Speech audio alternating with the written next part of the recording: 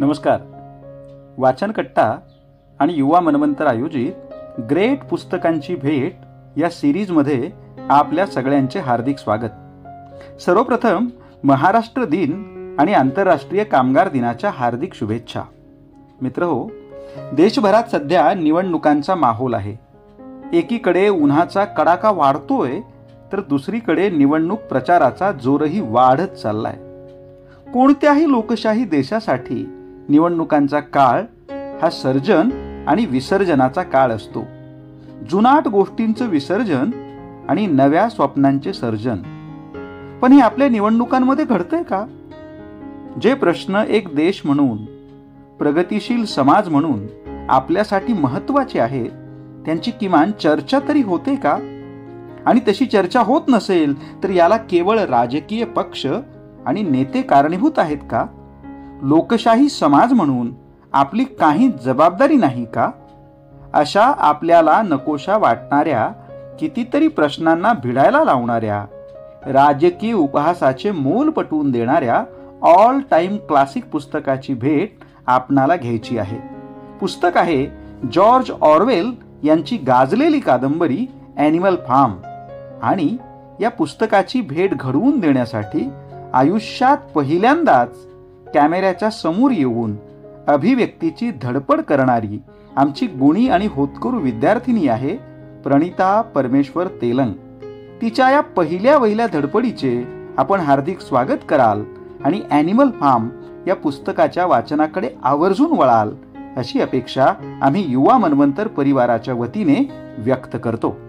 नमस्कार. ग्रेट पुस्तकांची भेट या मालिकेत मी प्रणिता परमेश्वर तेलंग, यशवंत महाविद्यालयातील BSc प्रथम वर्षाची विद्यार्थिनी, तुम्हा सर्वांचं स्वागत करते. मित्रांनो, एखाद्या पुस्तकावर किंवा कादंबरीवर बोलायची ही माझी पहिलीच वेळ आहे. तुम्ही सर्वजण मला प्रतिसाद द्याल आणि माझा उत्साह वाढवाल. एखादी व्यक्ती जिवंत आहे की नाही हे त्याच्या हृदयाच्या धडधडीवरून लक्षात येतं. त्याच पद्धतीने लोकशाही जिवंत आहे की नाही हे कळण्यासाठी निवडणुका महत्त्वाच्या असतात. आपल्या लोकशाहीसाठी सुद्धा हा निवडणुकीचा काळ खूप महत्त्वाचा आहे. पण या ज्या निवडणुका आहेत, या निवडणुकांमध्ये जो प्रचाराचा स्तर, प्रचाराची पातळी दिवसेंदिवस घसरत चालली आहे. आणि एकंदरीत लोकांनी लोकांसाठी लोकांमार्फत निवडून दिलेलं सरकार असं न राहता काही निवडक लोकांसाठी निवडून दिलेलं सरकार असं जगभरामध्ये वेगवेगळ्या देशात लोकशाहीचं स्वरूप संकुचित होऊ लागलं आहे. या लोकशाहीच्या संकुचित स्वरूपावरती अनेकांनी टीका टिप्पणी केल्या आहे. काही राजकीय समीक्षकांनी, काही पत्रकारांनी. पण याहीपेक्षा महत्त्वाचं म्हणजे मूलतः लेखक असलेल्या काही जागतिक श्रेष्ठ दर्जाच्या जगामधल्या भविष्यामध्ये काय घडणार हे कलाकृतीतून प्रस्थापित केलं आहे. याच कलाकृतीपैकी एक श्रेष्ठ दर्जाची कलाकृती म्हणजेच जॉर्ज ऑरवेल यांची ॲनिमल फार्म. आणि आज या ॲनिमल फार्मविषयीच मी तुमच्याशी बोलणार आहे. मित्रांनो, एक गोष्ट लक्षात घ्या. या कादंबरीबद्दल बोलत असताना ही कादंबरी काय भारतात जन्माला आलेली नाही किंवा भारतातल्या लोकशाहीवर भाष्य करणारी देखील नाही. तरीसुद्धा या कादंबरीच्या परिचयादरम्यान तुम्हाला असं वाटेल की जॉर्ज ऑरवेल यांनी राजकारणावर भाष्य करणारी ही कादंबरी लिहिलेली आहे. म्हणून हा व्हिडिओ शेवटपर्यंत पहा, कुठे जाऊ नका आणि समजून घ्या की एखादा श्रेष्ठ दर्जाचा लेखक भविष्यातील राजकारणावरती भाष्य कुठल्या पद्धतीने करतो. तर चला सुरुवात करूया. टाइम या जगविख्यात साप्ताहिकाने निवडलेल्या इंग्रजी 100 सर्वोत्तम कादंबऱ्यांपैकी असलेली आणि 20व्या शतकातील सुप्रसिद्ध असलेली राजकीय उपहासात्मक कादंबरी म्हणून ॲनिमल फार्मकडे पाहिलं जातं. या कादंबरीला प्रकाशित होऊन 75 वर्षे होऊन गेली. जगभरातल्या अनेक भाषेतल्या अनेक समीक्षकांनी, अनेक अभ्यासकांनी तिच्याविषयी वेगवेगळ्या अंगानं लिहिलेलं आहे. ही कादंबरी ईसाबनीती म्हणजेच अर्थात दंतकथेसारखी, म्हणजे काय तर प्राणी माणसासारखं बोलतात, वागतात आणि जगतात. खरं तर जॉर्ज ऑरवेल यांच्याविषयी आपल्याला कौतुक वाटायला हवं, कारण त्यांचा जन्म हा भारतातलाच. ऑरवेल हे दृष्टे होते. त्यांना भविष्यात काय घडणार हे दिसू लागलं. त्यामुळे त्यांनी 1943ला ॲनिमल फार्म ही कादंबरी लिहायला सुरुवात केली. 1944ला ती लिहून पूर्ण झाली, पण महायुद्ध चालू असल्यामुळे ती प्रकाशित करता येईना. तेव्हा 17 ऑगस्ट 1945ला एकदाची ॲनिमल फार्म प्रकाशित केली. कादंबरीचा विषय एकदम अफलातून, तिची मांडणीही भन्नाट आणि शैलीही जबरदस्त.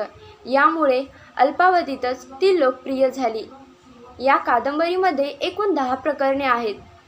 माणसाची जाचक सत्ता झुगारून देण्यासाठी या कादंबरीतील डुकरांसह इतर प्राणी एकत्र येतात आणि सत्ता स्थापना करतात.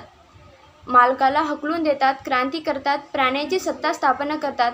आता सगळ्या प्राण्यांना इतरांची हुकूम पाळावायची गरज नाही, कारण त्यांची सत्ता निर्माण झाली आहे. 2 पायाच्या प्राण्याकडून 4 पायांच्या प्राण्याकडे सत्ता येते खरी, पण लवकरच चतुष्पाद. All animals are equal but some animals are more equal than others. हे सत्तासूत्र प्रस्थापित करून इतर प्राण्यावर जुलूम करायला लागतात. ऑल मेन आर इक्वल असं मार्क्सवाद सांगतो, पण लेनिन, स्टालिन यांच्या रशियात ते कधीच पाहायला मिळालं नाही. आमचा उपहास ऑरवेलनी all animals are equal but some animals are more equal than others या वाक्यप्रयोगातून केला आहे. सर्वंकष क्रांतीची भाषा करणारे सत्ताधारी होतात तेव्हा कसे वागतात हे दिसून येतं. सर्वंकष हुकुमशाही, त्यातही कम्युनिस्ट रशियातल्या हुकुमशाहीची या कादंबरीतून खिल्ली उडवली आहे असं म्हणतात. पण ही कादंबरी रूपकात्मक आहे. तिच्याकडे अनेकाने अनेक दृष्टिकोनातून पाहिलं जाते. वाचणाऱ्या प्रत्येकाला ती वेगळी वाटते. काहींना सोयीची, काहींना गैरसोयीची, काहींना फायद्याची तर काहींना गैरफायद्याचीही वाटते. काहींना यात झार, लेनिन, स्टालिन यांच्या प्रतिमा दिसतात. काहींना ही कादंबरी जगातल्या कुठल्याही क्रांतीची शोकांतिका वाटते. काहींना कम्युनिझम विरोधी वाटते तर काहींना भांडवलशाही विरोधी वाटते. पण ऑरवेलला स्पेनच्या यादवी युद्धात काय पाहायला मिळालं? स्टालिनचा समाजवाद आणि हिटलरची हुकुमशाही यात अंतिमतः मानवी स्वातंत्र्याचे शत्रूच असतात. सर्वंकषवाद हाच दोघांचाही अजेंडा असतो. या विदारक अनुभवानंतर ही कादंबरी लिहिलेली आहे. मिस्टर जोन्स नावाचा व्यक्ती त्याच्या मोनार फार्ममध्ये अनेक प्राणी पाळीत असतो आणि त्या प्राण्यांना दबावाखाली ठेवत असे. एके दिवशी ओल्ड मेजर नावाचा डुकर सर्व प्राण्यांना एकत्र बोलवतो आणि मिस्टर जोन्स विरोधी बंड करावयास सांगतो.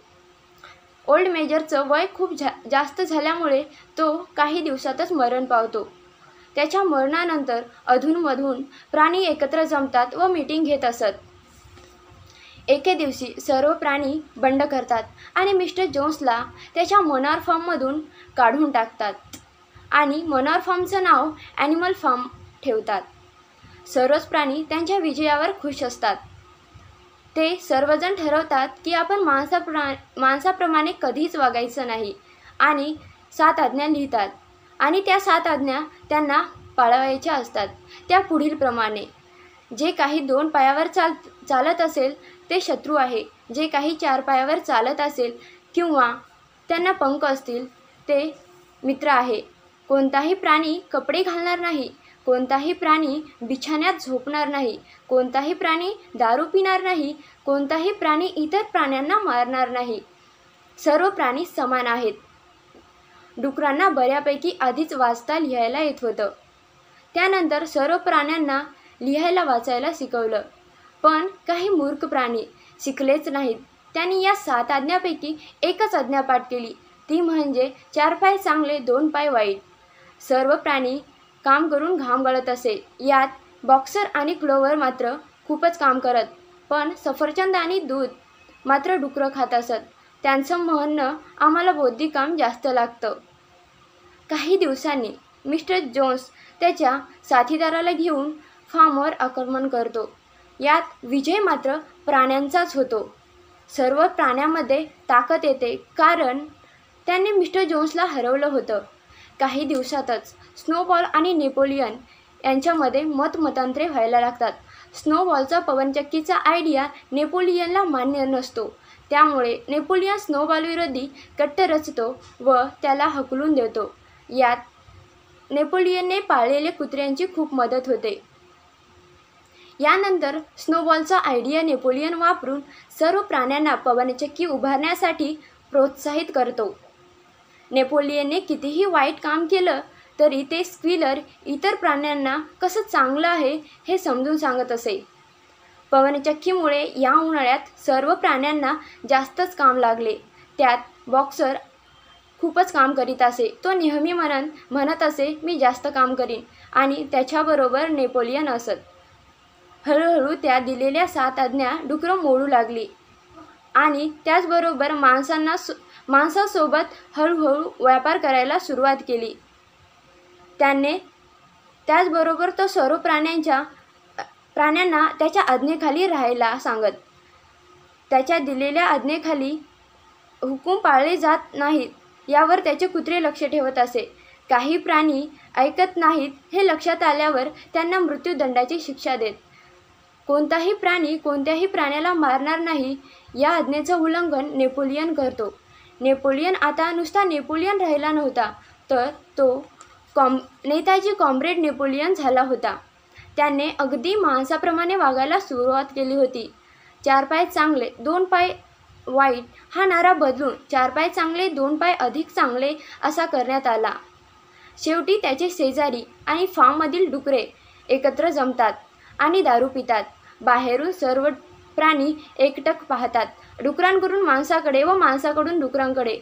त्यांना डुकरांमधील आणि माणसामधील फरक समजवयास अवघड जातो आणि अशा प्रकारे ॲनिमल फार्मचं रूपांतर मॉनर फॉर्ममध्ये होतं. ही कादंबरी लिहिण्यामागे ऑरवेलचा दृष्टिकोन अधिक शाश्वत सत्य सांगण्याचा आहे. All animals are equal but some animals are more equal than others हे या कादंबरीतलं विधान भलेही मार्क्सवादाच्या उपवासातून आलेलं असलं तरी त्याची प्रचिती लोकशाही, समाजवाद, साम्यवाद, हुकुमशाही, एकाधिकारशाही अशा सर्वच शासनप्रणालीमध्ये येताना दिसतं. माणसाचा आजवरचा इतिहास या विधानाला बळकटी देण्याचा आहे. सध्या आपल्या समाजात देखील ऑरवेलच्या कादंबरीमधील पात्र पाहावयास मिळतात. जसे की 1977 साली जेव्हा नागरिकावर अन्याय होतो तेव्हा सर्वजण एकत्र येतात आणि तेथील सत्ता पालटून टाकतात. काही दिवस सर्वजण खुश असतात. जनतेच्या बऱ्याच प्रमाणात विकास होतो. सर्वांना वाटतं की आता आपले अच्छे दिन येणार, पण प्रत्यक्षात मात्र असं काहीच होत नाही. जसे की कादंबरीतील आज्ञा हळूहळू बदलल्या जातात त्याचप्रमाणे आपल्या समाजात देखील कायदा आणि नियम बदलले जात आहेत. मग ते इलेक्शन कमिशनर नेमवायची कमिटी यात केलेले बदल असतील किंवा एखाद्या नागरिकाने गुन्हा केला हे सिद्ध होण्याच्या अगोदरच त्याला तुरुंगात टाकायचे नियम असतील. असंच स्क्विलर ज्याप्रमाणे नेपोलियन काही चुकीचे केले तरी तो इतर प्राण्यांना हे चांगलंच आहे असं समजून सांगत किंवा त्याची माहितीच होऊ देत नसे. हे स्क्विलरचं कार्य आज वेगवेगळ्या माध्यमातून पार पाडलं जात आहे. जगात आदर्श स्वरूपाची लोकशाही कुठेच नाही. लोकशाहीच्या नावाखाली हुकुमशाही, एकाधिकारशाही जगातल्या अनेक देशांमध्ये पाहायला मिळते. अर्थात आदर्श लोकशाही ही काल्पनिकच.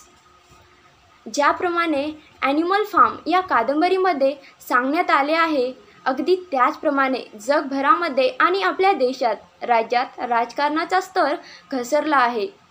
जनतेच्या भल्यासाठीच लोकशाहीचा विचार करणारे नेतेपक्ष आपल्या देशासह जगभरामध्ये तयार व्हावेत यासाठी तरुणांनी राजकारणामध्ये देखील यायला हवं असं डॉक्टर बाबासाहेब आंबेडकर यांचा संदेश आपण नक्कीच घ्यायला पाहिजे. कारण राजकारणाशिवाय आयुष्य नसतं. जन्मापासून मृत्यूपर्यंत राजकारण हे गरजेचंच असतं. त्यामुळे आपली जी भावना तयार झालेली आहे की राजकारणापासून दूर राहिलं पाहिजे, ही भावना अगोदर दूर केली पाहिजे. सुशिक्षित तरुणांनी राजकारणात येऊन देशाची सूत्र सांभाळली पाहिजे, जेणेकरून देशामध्ये एकाधिकारशाही आणि हुकुमशाही येणार नाही, कायम लोकशाही अस्तित्वात राहील. हा डॉक्टर बाबासाहेब आंबेडकर यांचा विचार केवळ तरुणच करू शकतील. पण आत्ताची आपली तरुण पिढी लोकशाही समाजाची निर्मिती करण्यात न गुंतता ॲनिमलकडून ॲनिमल किंगडमच्या दिशेने निघाली आहे. मी काय म्हणते ते लक्षात येते का? ॲनिमल नावाच्या सिनेमाकडून ॲनिमलच्या इक्वल असलेल्या ॲनिमल किंगडमकडे वळती आहे. खरं तर आपणाला ॲनिमल किंगडमकडून ह्युमन सोसायटीच्या दिशेने जायचं आहे. तर हा व्हिडिओपासून प्रेरणा घेऊन तुम्ही ॲनिमल फार्म ही कादंबरी वाचावी आणि आपल्या मानवी आणि भारतीय समाजाचा प्रवास ॲनिमल किंगडमकडून ह्युमन सोसायटीच्या दिशेने घेऊन जाण्यासाठी तयार व्हावं. धन्यवाद. खूप खूप आभार.